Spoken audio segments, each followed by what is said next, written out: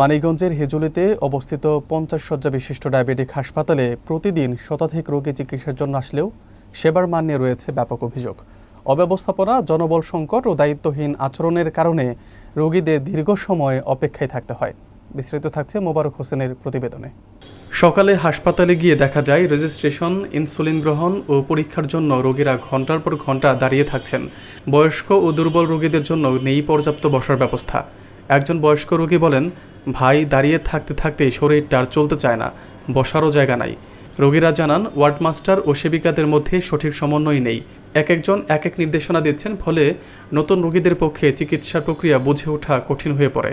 নাম না প্রকাশের শর্তে একজন সিনিয়র নার্স বলেন, সেবা দিতে চেষ্টা করি, কিন্তু জনবল সংকট ও ব্যবস্থাপনাগত সমস্যা বড় চ্যালেঞ্জ।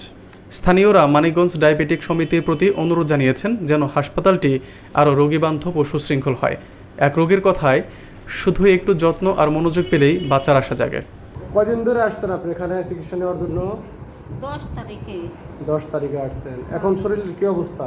এখানে ভালো, মোটামুটি ভালোই ভালো লাগ। এখানকার ট্রিটমেন্ট মোটামুটি ভালোই লাগছে আপনার? হ্যাঁ ভালোই চলে। চিকিৎসা ওষুধপাতি যা লাগে আমরা কিনে নিই, এমনি কোনো সমস্যা নাই।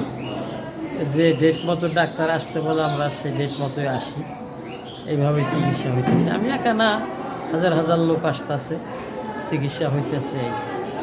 আপনার কি মনে হয় চিকিৎসার মান ভালো? চিকিৎসার মান মোটামুটি ভালোই।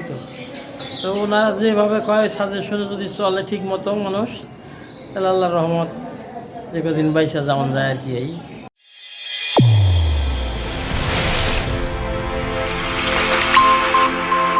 চ্যানেল A1 হৃদয়ের স্পন্দন।